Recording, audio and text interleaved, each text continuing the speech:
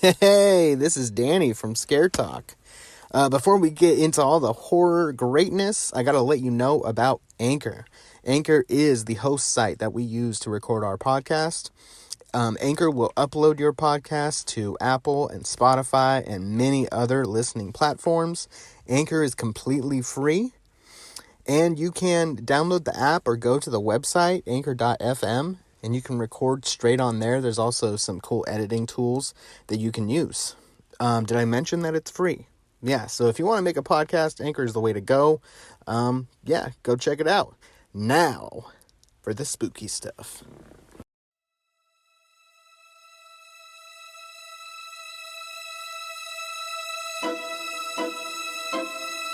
Welcome to Scare Talk, a horror movie podcast for horror fans. This podcast will cover horror movie reviews, ratings, and rankings. Now for your hosts, Danny and Joel. Oh yeah, this is Scare Talk. I am Danny, and I'm here with Colossal Katrina. Woo! Here I am. And today we are going to talk about the 2016 film Don't Breathe. Katrina, who is in this? Okay, we've got Stephen Lang, who is the blind man.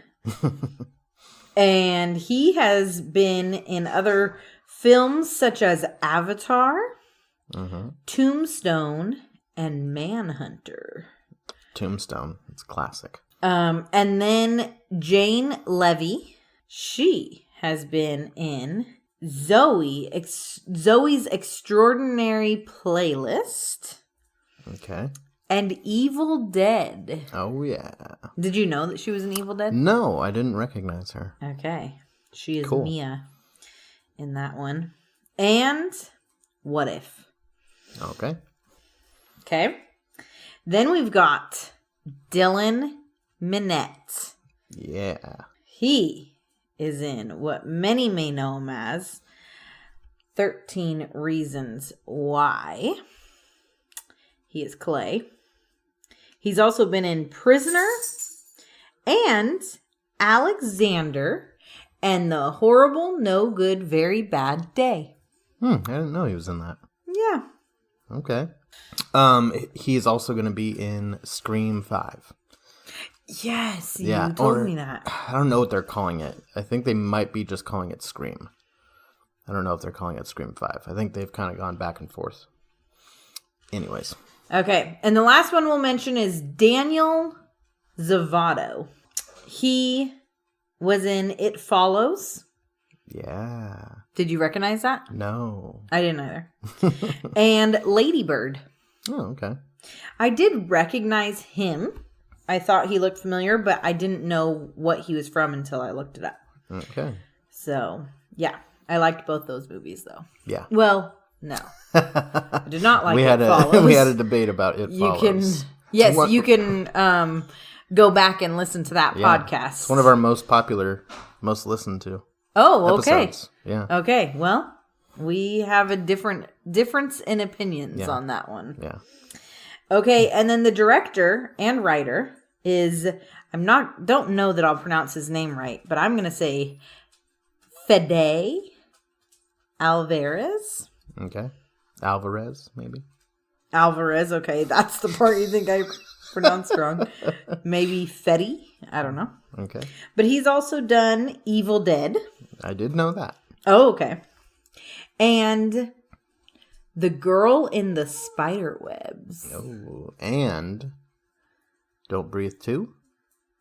It does not have that listed. Oh, okay. I thought he was doing it, but maybe not. I don't know. Well, it hasn't come out yet, so Yeah. maybe it's just not on the list yet. All right, so this one is about hoping to walk away with a massive fortune. A trio of thieves break into the house of a blind man who isn't as helpless as he seems. All right, so I liked this one. Did you like it? I did. Okay. It was interesting, the description just now. who isn't as hopeless as he seems. Helpless. Yeah, whatever. Helpless. I didn't expect him to be helpless. Yeah. When they looked up who he was. Yeah. I don't know why they expected him to be helpless. Yeah. Well, one of them went in expecting, Clay, of course. Mm-hmm. Who in the movie. He was a little unsure of it. What is his name in the movie? Alex. Alex, yeah. I just called him Clay. Yeah. That's all I could see. Yeah, sorry, that just struck me right there. Started the conversation right out. So the description isn't the best. And you think that a couple of the characters underestimated him? Yeah, so that's the thing, is maybe the description necessarily isn't bad. Yeah. It's just I was surprised that especially the one character, Money. Yeah. These names. They were something He else. was probably my least favorite part of the movie. Oh, yes. I didn't like him. But they had to have kind of one that you didn't connect with. Yeah. He died early. So. Oh, I wasn't going to say. Okay, so that was why. Yeah. They had to have someone that you didn't connect with, but you went ahead and... Spoiler let's alert, kind of guys. spoil this one, because the new one's coming out, and this is 5 years old. Yeah, if you haven't seen it already, you're bad. Yeah. Go see it. Go see it. Now that you know what happens. Yeah, this is a refresher. So you can just listen to us, and you don't even have to watch it. The first one. I still suggest watching it. Yeah, because I think there's going to be some pretty significant details that will be good to know. Okay. So you liked it? I did. Was there anything that stood out that you weren't a fan of? Just that character, Money, and then I didn't like, and we kind of talked about it when we were watching it, that they just assumed that the cash would be in the house. Yeah. I didn't really think that was realistic. That, they knew that he got this big settlement and stuff, Yeah. which was $300,000. I thought it was going to be more than that. I thought, I don't know, they were like really excited, and they have to split that 3 ways.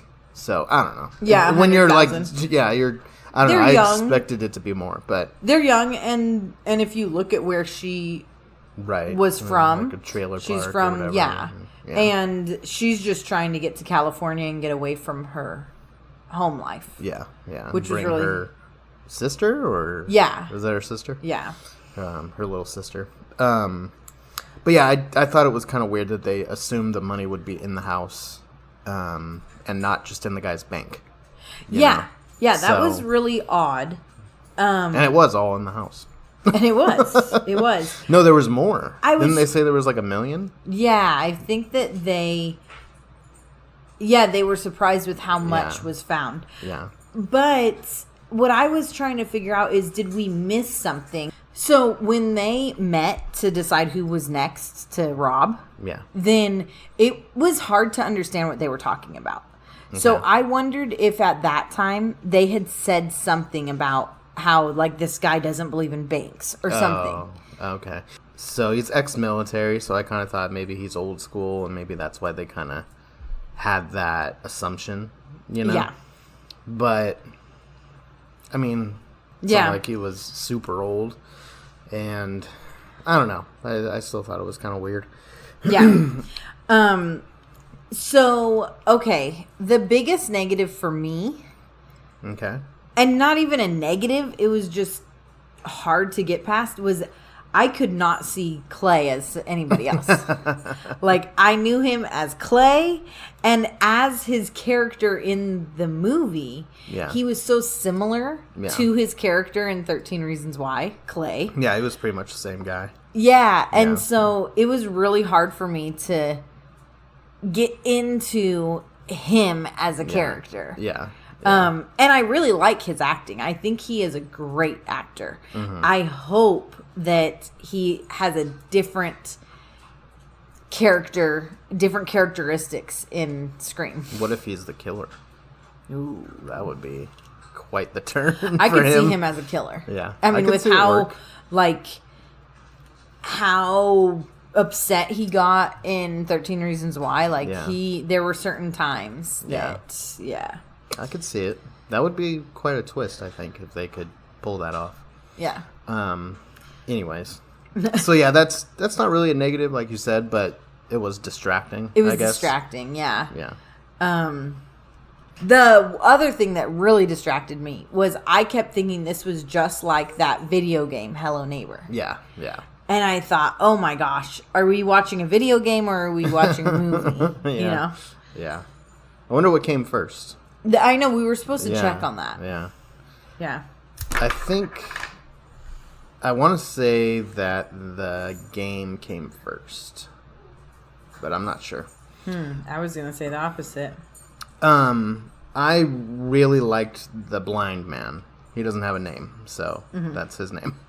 I really liked him. I thought they did a good job with making him scary. The way that they used the fact that he was blind made him like scarier. Yeah. Like, it built the suspense, I guess, more so.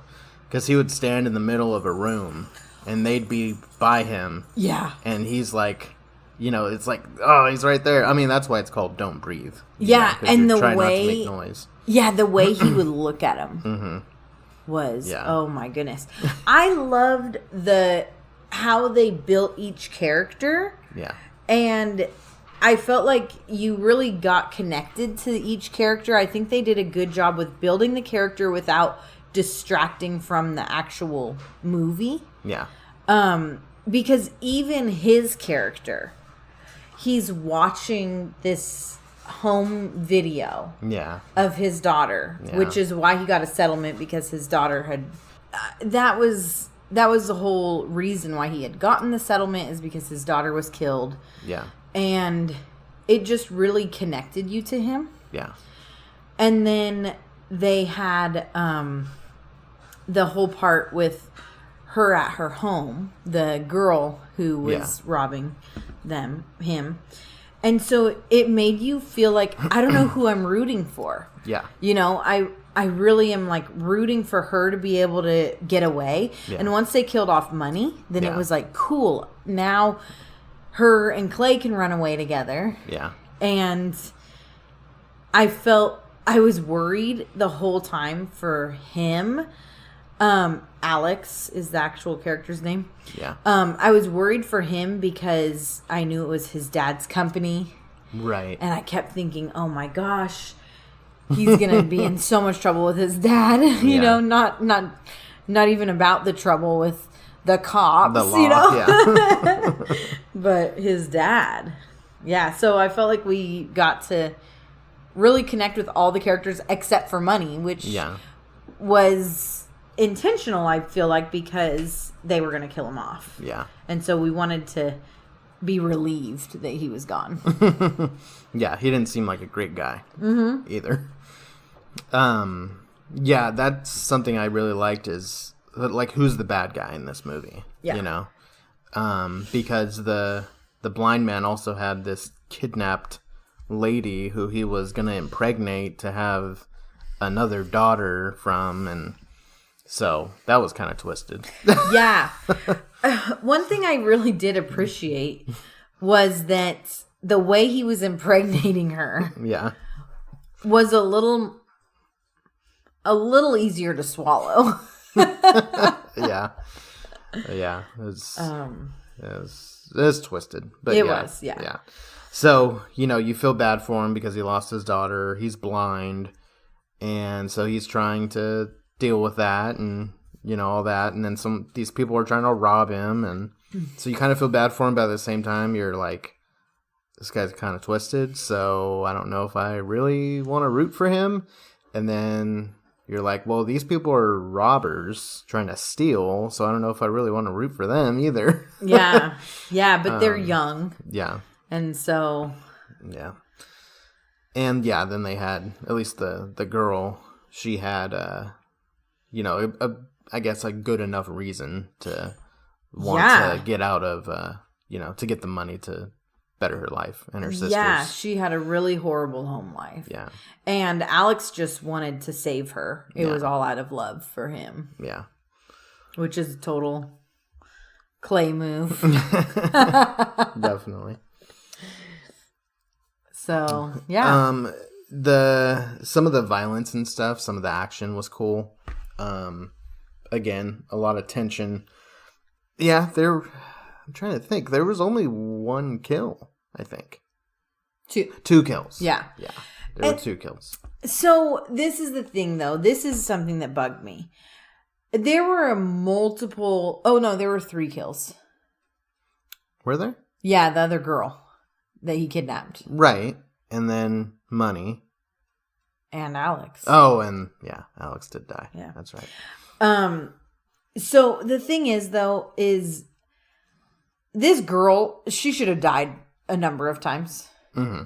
And especially falling down and being like twisted up and like in this crazy like she fell a long way down. Yeah. Her neck was like all crazy. Yeah. She should have at least been like paralyzed or something. She should not have been able to make it through that. Yeah. And then there were a number of times that Alex should have died. Mm-hmm. I mean, and at least been a lot worse off. I mean, he did end up ending. But he, like, when he, like, got his head bashed on the thing, he should have been done a lot sooner. Yeah. So that always bugs me in horror movies. Right. It's like, all right, they're done. Should not be getting up. Yeah. I thought something else that I liked was it was a very simple story, very simple like premise. They did so much with it, with giving you all the background of the characters quickly but effectively, and then it was just this one night, and you were able to connect with all the characters in some way, and it was kind of like you were just watching things as it happened, like in real time. Yeah. The other thing I wasn't a fan of was the part with the dog. Okay. Yeah.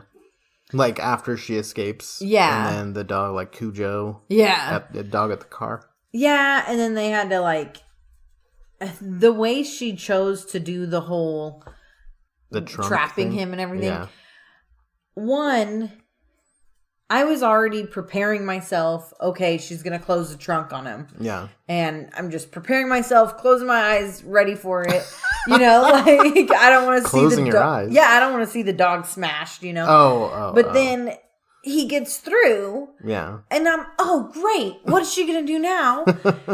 And then I still have to see, we didn't have to witness the dog dying, but we know what's happening in there. Mm-hmm.